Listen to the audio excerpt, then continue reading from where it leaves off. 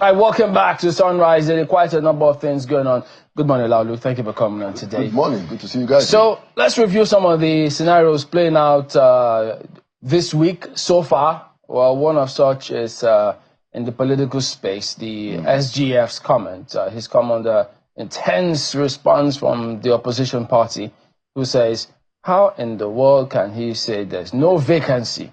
And they think, no, that we will show you that there's vacancy when the time comes. But that's gathering momentum, isn't it? It is gathering momentum. And, what I find interesting is that, Nigerians, who are the people who should be calling the shots, we need to be understanding what is really going on here and what we ought to be part of.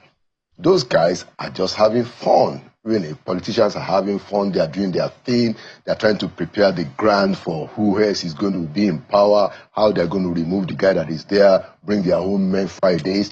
It has nothing to do with how to solve the problems of this country. It has nothing, zero, nil. They are not interested. Both sides, in my view, we haven't shown enough interest in sorting out the problems of the day. Otherwise, why is the SGF body himself talking about 2027? Look, Mr. President has not even spent 2 years yet. And then the opposition people too. Are they serious? Do we have a serious opposition in this country? We don't have a serious opposition. When things are dandy, when they are doing their sharing, they are all together, regardless of party, no ideological difference of any kind. So Nigerians should be wary of politicians. And this is the message that we need to keep putting out. Nigerians must understand that what will need to happen is not going to come from those politicians, except you compel them. So how do you think Nigerians can understand that? Because it's not just a Nigerian political thing. It appears to be a global scenario. Because when these politicians do their thing, behind the scenes, they shake hands, they're friends. Yeah. But out there, you see, they pitch people against themselves so they can just climb and get one over each other. But the populace always falls for this bait. That's the thing, So yeah, of course, a bit of this happens everywhere. But our situation is peculiar because, look, if you're looking at the level of... Peculiar mess. Exactly. The level of poverty, and all the challenges, even, insecurity, economic challenges, we are in dire straits. So we must not succumb to this politicization, the weaponization of the challenges to get in one politician and get another politician out. We must see beyond that. We must begin to speak a different kind of narrative about these things, just so we understand that, look, these are not the guys that are going to solve the problems. It's not the guy, and it's pretty early anyway. Exactly, that was what I was going to say. Isn't this early and rather irresponsible for us to start hearing comments such as there is no vacancy in Aso Rock? Just barely a year. The president has yet to celebrate even 2 years.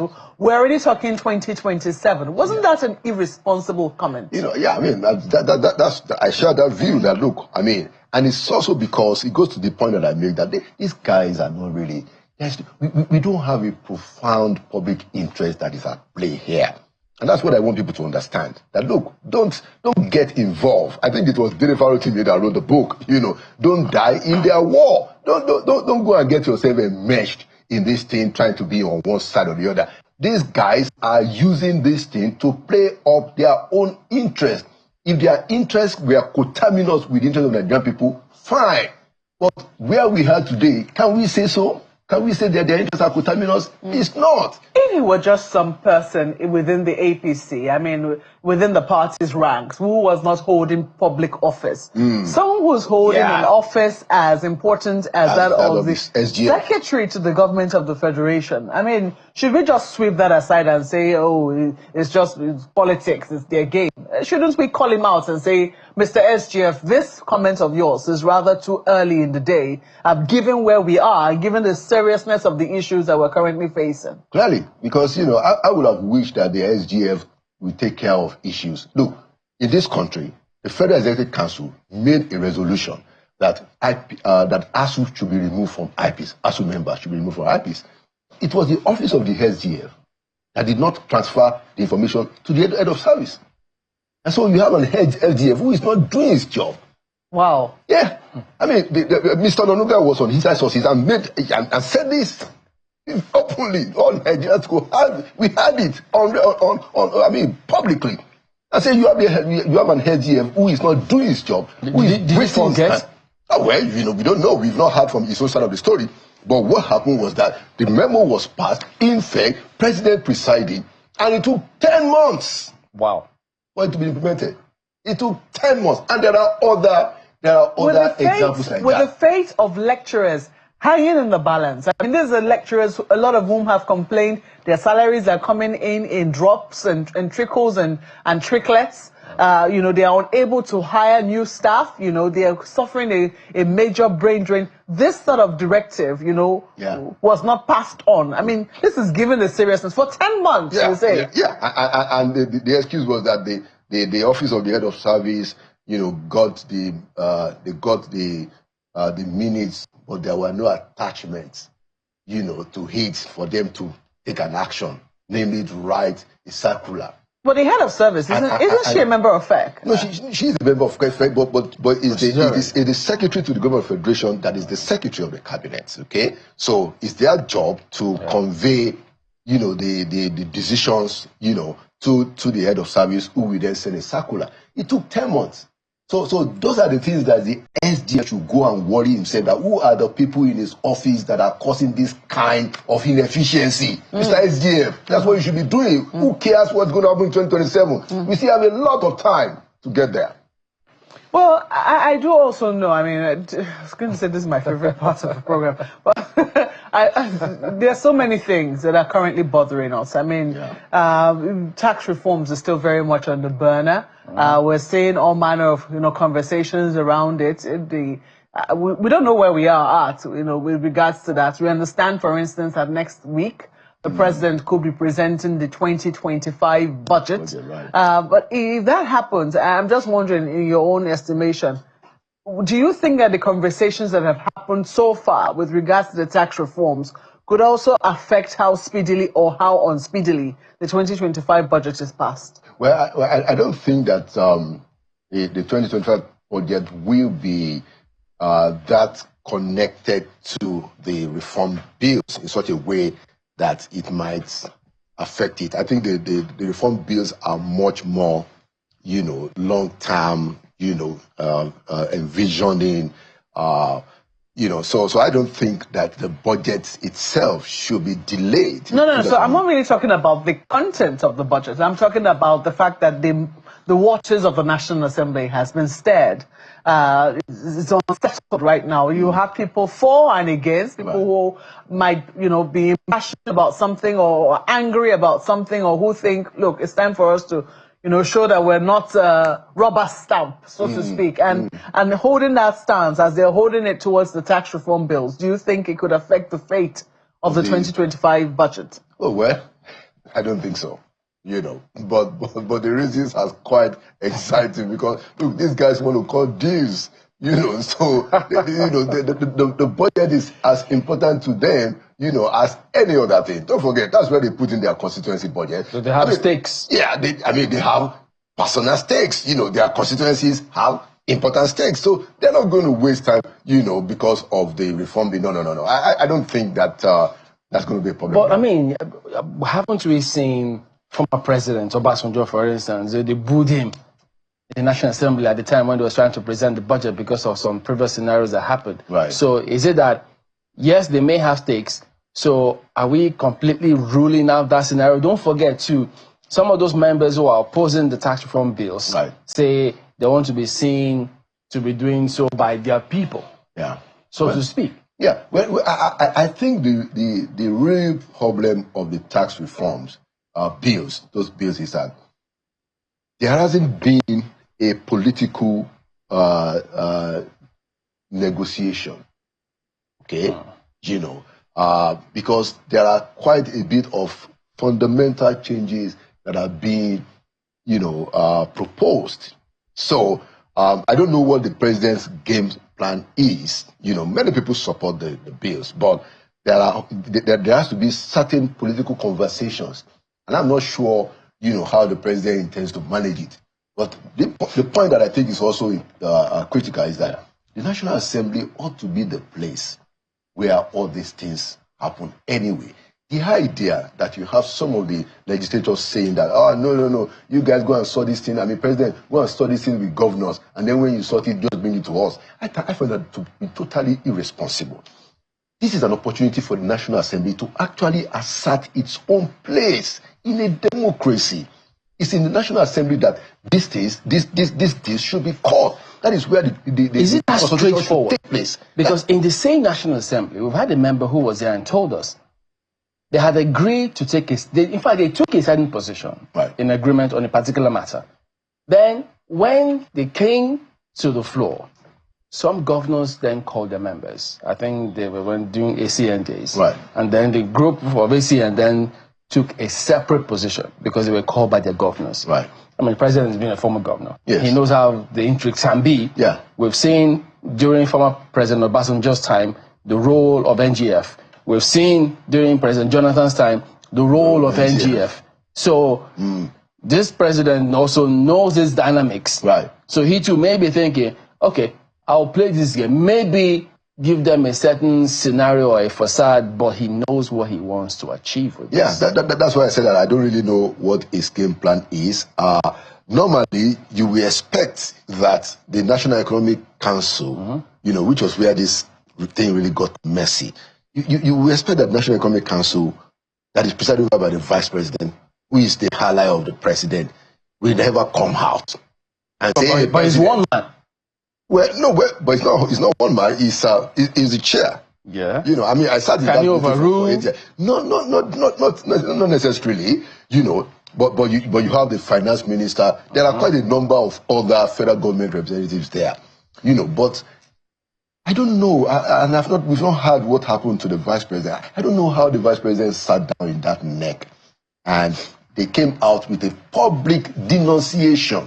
So you see, of the president. How about this? Don't forget. So my point, Chibale, so I don't forget that. Was it a public denunciation? Is that how you interpret it? No, it is because the president has sent a bill. I mean, 4 bills to the National Assembly, and next says withdraw them. Well, for that consultation. No, that's the point. Of forgetting, is the first. Well, I don't know if it's the first time. I don't imagine that. Look, first of all, NEC is advisory, and it's chaired by the vice president. So what happened when we were there was that the vice president will make sure that, okay, look, this is because the governors plan this thing before they come to the meeting. By the way, he will make sure that if this thing is going in a particular way that might embarrass the administration, you will find a way to push it away. I mean, try and do something to buy time.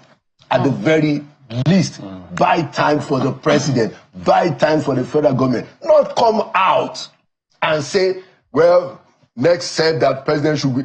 NEC is not supposed to be instructing the president publicly. What does that tell you?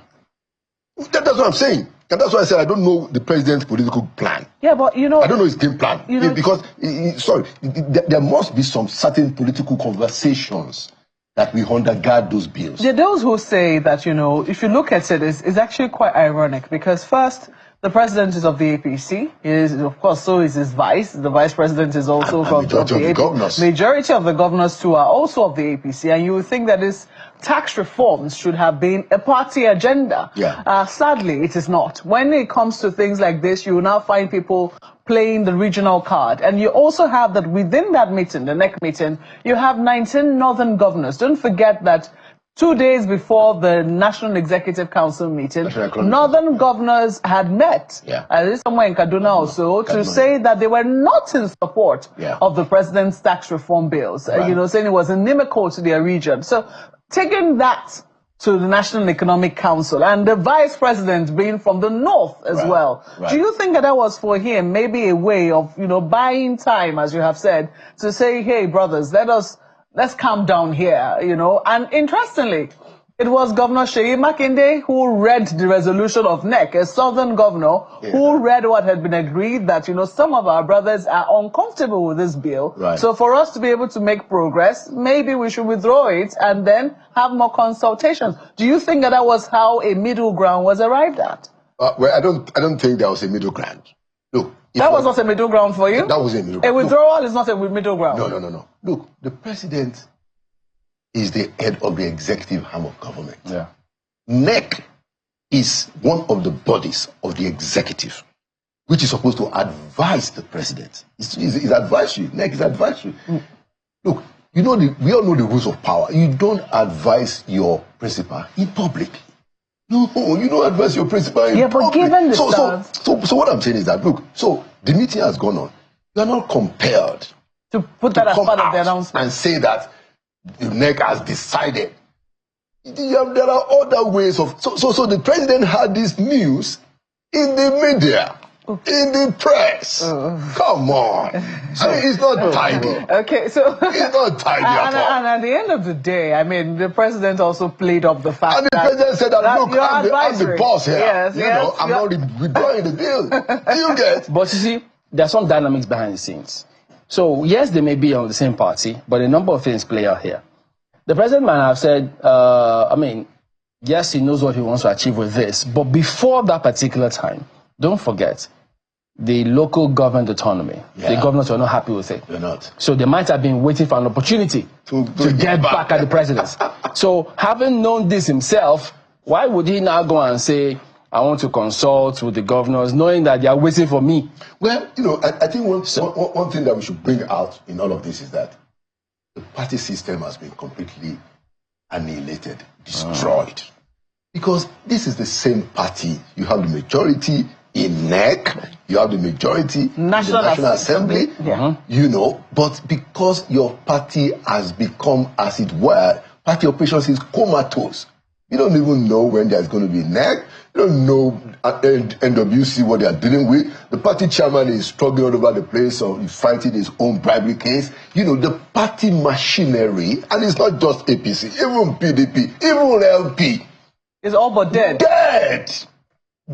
So these things don't matter anymore. And that's why I said for the first point that we said, that look, Nigerians must understand that this thing is just simple power play. That's all. And it's unfortunate that APC cannot put its house in order and say that this is what we want to do as a party. But those tax bills, if you look at it critically, even though, look, some of the governors, they've actually read this. So they know what it entails. So whatever they're coming up with might be political. Clearly. Because they're going to get more money. And then they have to provide value for businesses in the states if they need to get more tax from them at the end of the day. So... Because, in terms of, if we fast forward and this bill gets to the floor, what do you see happening? Because some say, yes, if it gets there, and there's a divide across North and South, are we saying that maybe governors of Niger or Kaduna, even Plateau, will they all toe the Northern governor stance? You have some of them who will benefit, and they say, look, let the bills pass. Middle belt. Are they all going to go the same way? Some of them will say, look, this bill will work for us. So in the past, at the end of the day. Well, what I imagine and expect that will happen is that the president is going to have to step up. I like the fact that he has insisted that the bill should stay in the parliament. That's the right thing. But there has to be some kind of negotiation. And it has to be political. And we have to trust the president that he knows exactly how to do that, hopefully. Because if you look at it, look, the RAMFAC just came up with a statement which caught me by surprise. RAMFAC says, and it's true, I checked that in the Constitution, they have constitutional responsibilities around some of these issues. And they were not consulted? Well, a member of RAMFAC, a commissioner, is a member of the Presidential Tax Reform Bill that is chaired by Mr. Oyedele. But clearly, there is still a gap.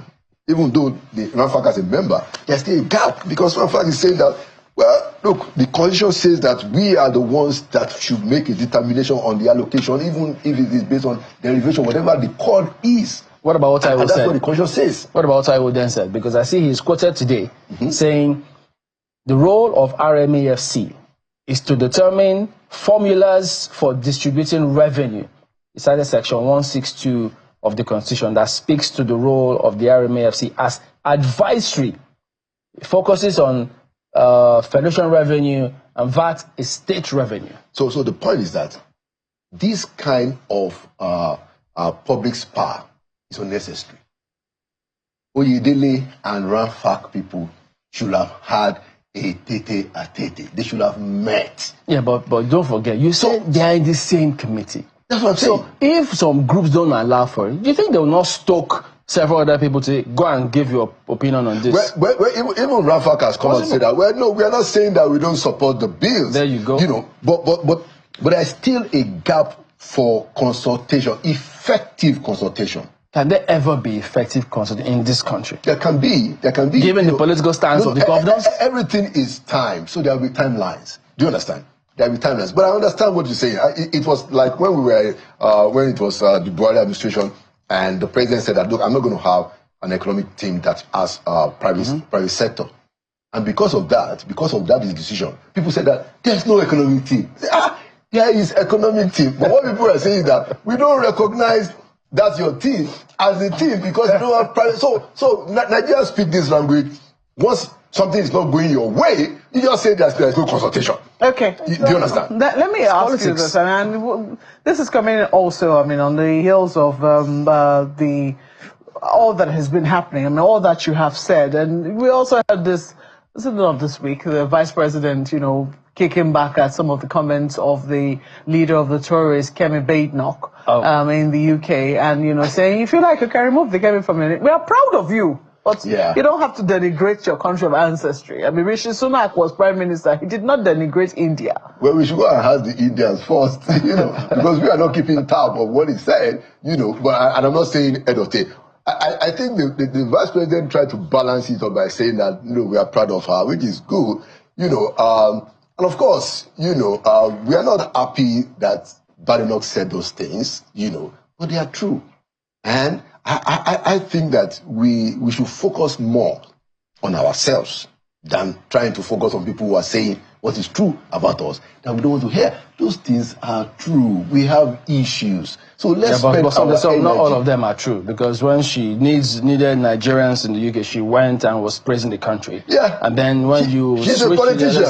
So it's politics that she's playing. Yes, that's what I'm saying. And that's why we shouldn't pay too much attention. I mean, I call it an irritation.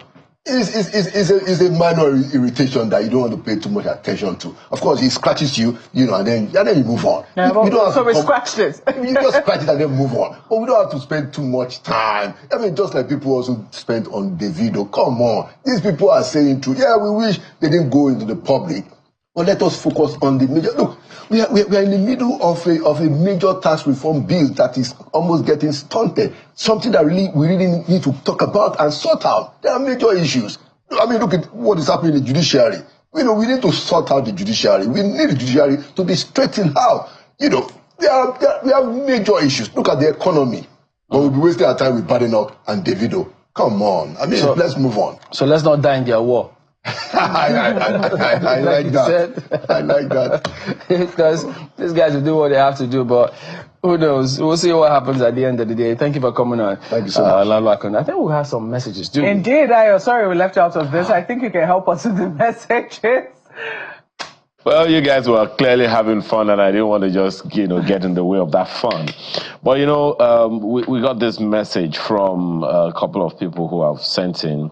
Kidonchuku sent this one in, and this is what it says, particularly talking about food price, when we mentioned it earlier. Food price is proportional to the cost of logistics, security operatives, extortion, and multiple LGA taxes on transit. These are also contribute to post-harvest losses. Did you see the video where a lorry driver claimed to spend 700,000 naira on extortion and taxes from north to south? These have to stop. Rails have to work. And this one also from Professor Enakana says, the health and insecurities perpetrated by outlaws is consequent upon the prevalence of opioid abuse in Nigeria. This is devastating, severe, and far-reaching, having crossed the acceptable international threshold. The misuse of opioids leads to numerous health issues, including respiratory problems, depression, overdose deaths, and an increased risk of infectious diseases such as HIV, AIDS, STDs, and hepatitis due to unsafe practices. The very, very long one here from Jesus for the street, Yomi D. Let me just take a part of that one. Says, Nigerians need more information, education on finances, how to make money, how to invest money, how to save money. We need to do away with corruption mindset, being misled by our romantic desires to make wealth rapidly. On and on and on, that actually goes, and more of that you can see on X. I guess we can call it a wrap this morning, ladies and gentlemen. I'm Ayo Makinde. Do have a beautiful rest of your day. Well, thank you for helping us with the feedback there, Ayo. Thank you for watching this morning and for sending in that feedback or those feedbacks. We look forward to more of them from you. And Maupe Ogun Yusuf. Remember, don't die in their war. Goodbye. I'm Chamberlain.